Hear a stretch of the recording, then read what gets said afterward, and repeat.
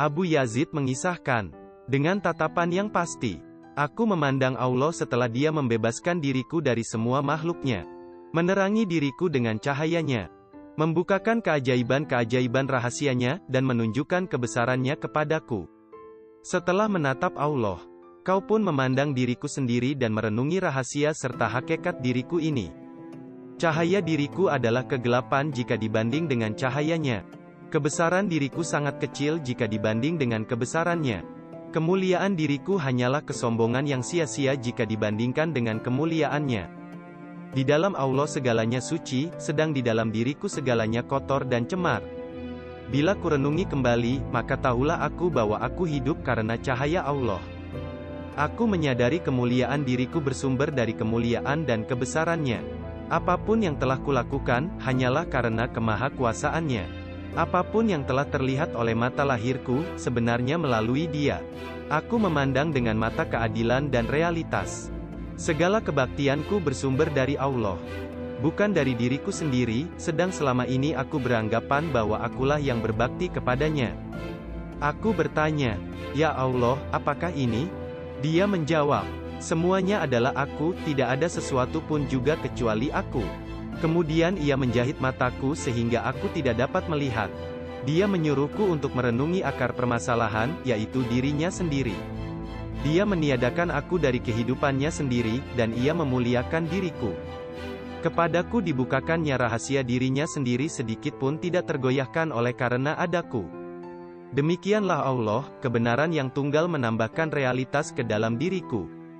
Melalui Allah aku memandang Allah, dan kulihat Allah di dalam realitasnya. Di sana aku berdiam dan beristirahat untuk beberapa saat lamanya. Kututup telinga dari derap perjuangan. Lidah yang meminta-minta kutelan ke dalam tenggorokan keputusasaan. Kucampakkan pengetahuan yang telah kutuntut. Dan kubungkamkan kata hati yang menggoda kepada perbuatan-perbuatan aniaya. Di sana aku berdiam dengan tenang. Dengan karunia Allah, aku membuang kemewahan-kemewahan dari jalan yang menuju prinsip-prinsip dasar. Allah menaruh belas kasihan kepadaku. Ia memberkahiku dengan pengetahuan abadi, dan menanam lidah kebajikannya ke dalam tenggorokanku. Untukku diciptakannya sebuah mata dari cahayanya, semua makhluk kulihat melalui Dia. Dengan lidah kebajikan itu, aku berkata-kata kepada Allah, dengan pengetahuan Allah kuperoleh sebuah pengetahuan. Dan dengan cahaya Allah aku menatap kepadanya. Allah berkata kepadaku, "Wahai engkau yang tak memiliki sesuatu pun jua namun telah memperoleh segalanya. Yang tak memiliki perbekalan namun telah mempunyai kekayaan." Ya Allah, jawabku, jangan biarkan diriku terperdaya oleh semua itu. Jangan biarkan aku puas dengan diriku sendiri tanpa mendambakan dirimu. Adalah lebih baik jika engkau menjadi milikku tanpa aku, daripada aku menjadi milikku sendiri tanpa engkau. Lebih baik jika aku berkata-kata kepadamu melalui engkau, daripada aku berkata-kata kepada diriku sendiri tanpa engkau. Allah berkata, oleh karena itu, perhatikanlah hukumku dan janganlah engkau melanggar perintah serta laranganku, agar kami berterima kasih akan segala jerih payahmu. Aku telah membuktikan imanku kepadamu, dan aku benar-benar yakin bahwa sesungguhnya engkau lebih pantas untuk berterima kasih kepada dirimu sendiri, daripada kepada hambamu. Bahkan seandainya engkau mengutuk diriku ini, engkau bebas dari segala perbuatan aniaya. Dari siapakah engkau belajar? Tanya Allah. Ia yang bertanya lebih tahu dari ia yang ditanya, jawabku. Karena ia adalah yang dihasratkan dan yang menghasratkan, yang dijawab dan yang menjawab. Setelah ia menyaksikan kesucian hatiku yang terdalam, aku mendengar seruan puas dari Allah. Dia mencap diriku dengan cap kepuasannya. Dia menerangi diriku, menyelamatkanku dari kegelapan hawa nafsu dan kecemaran jasmani. Aku tahu bahwa melalui Dialah aku hidup, dan karena kelimpahannya lah aku bisa menghamparkan permadani kebahagiaan di dalam hatiku. Mintalah kepadaku segala sesuatu yang engkau kehendaki, kata Allah. Engkaulah yang kuinginkan. Jawabku, karena engkau lebih dari kelimpahan, lebih dari kemurahan, dan melalui engkau telah kudapatkan kepuasan di dalam engkau. Karena engkau adalah milikku, telah kugulung catatan-catatan kelimpahan dan kemurahan. Jangan engkau jauhkan aku dari dirimu, dan janganlah engkau berikan kepadaku sesuatu yang lebih rendah daripada engkau. Beberapa lama dia tak menjawab. Kemudian sambil meletakkan mahkota kemurahan hati ke atas kepalaku, berkatalah dia. Kebenaranlah yang engkau ucapkan dan realitas yang engkau cari. Karena itu engkau menyaksikan dan mendengarkan kebenaran. Jika aku telah melihat, kataku pula, melalui engkaulah aku melihat, dan jika aku telah mendengar, melalui engkaulah aku mendengar. Setelah engkau, barulah aku mendengar. Kemudian kuucapkan berbagai pujian kepadanya. Karena itu ia hadiahkan kepadaku sayap keagungan. Sehingga aku dapat melayang-layang memandangi alam kebesarannya. Dan hal-hal menakjubkan dari ciptaannya. Karena mengetahui kelemahanku dan apa-apa yang kubutuhkan. Maka ia menguatkan diriku dengan kekuatannya sendiri. Dan mendandani diriku dengan perhiasan-perhiasannya sendiri. Ia menaruh mahkota kemurahan hati ke atas kepalaku, dan membuka pintu istana keleburan untukku. Setelah ia melihat betapa sifat-sifatku lebur ke dalam sifat-sifatnya, dihadiahkannya kepadaku dalam wujudnya sendiri. Maka terciptalah keleburan dan punahlah perpisahan. Kepuasan kami adalah kepuasanmu, katanya, dan kepuasanmu adalah kepuasan kami. Ucapan-ucapanmu tak mengandung kecemaran, dan tak seorang pun akan menghukummu karena keakuanmu. Kemudian dia menyuruhku untuk merasakan hujaman rasa cemburu. Dan setelah itu ia menghidupkan aku kembali. Dari dalam api pengujian itu, aku keluar dalam keadaan suci bersih. Kemudian dia bertanya, siapakah yang memiliki kerajaan ini? Engkau, jawabku. Siapakah yang memiliki kekuasaan?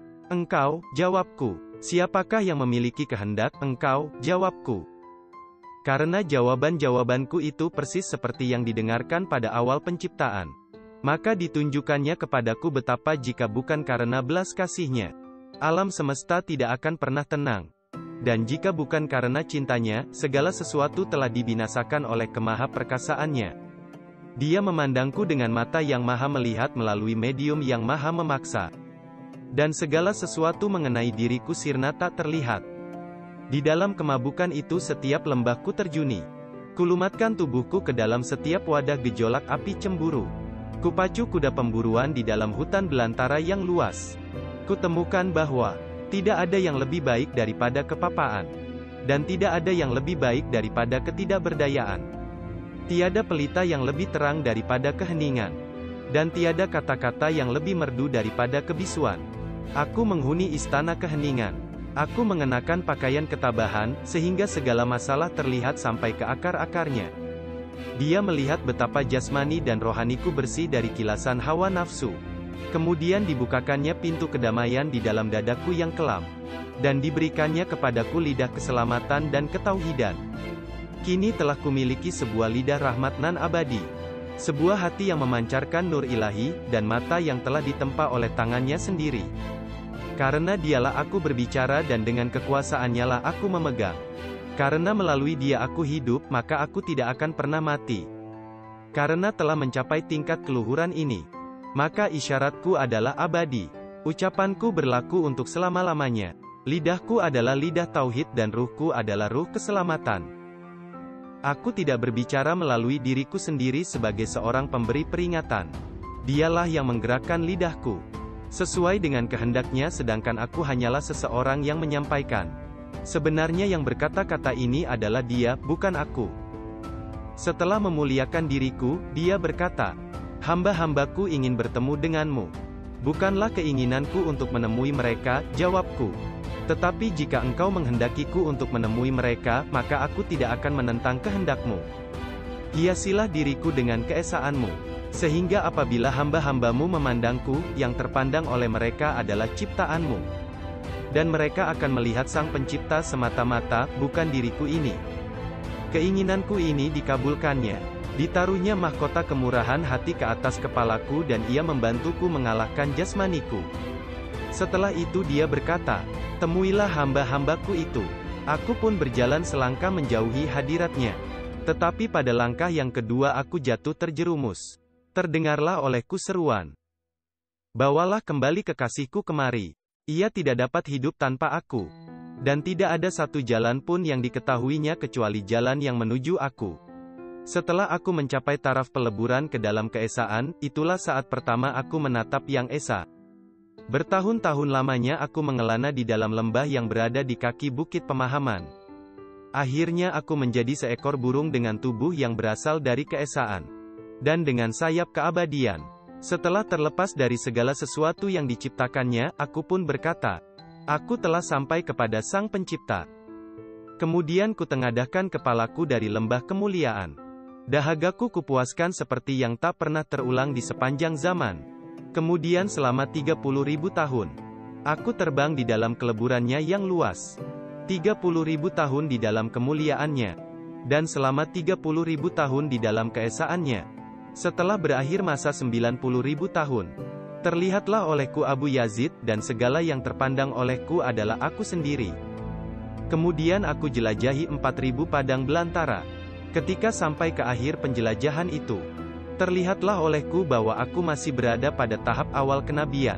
Maka kulanjutkan pula pengembaraan yang tak berkesudahan itu untuk beberapa lama. Aku katakan, tidak ada seorang manusia pun yang pernah mencapai kemuliaan yang lebih tinggi daripada yang telah kucapai ini.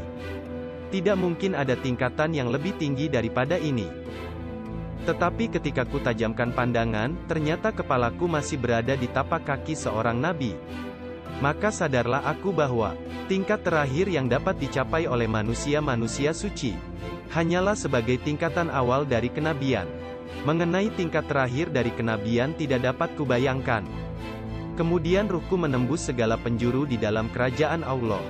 Surga dan neraka ditunjukkan kepada ruhku itu, tetapi ia tidak peduli.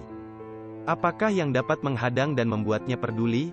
Semua sukma yang bukan nabi yang ditemuinya tidak diperdulikannya. Ketika ruhku mencapai sukma manusia kesayangan Allah Nabi Muhammad, terlihatlah olehku 100.000 lautan api yang tiada bertepi, dan 1.000 tirai cahaya.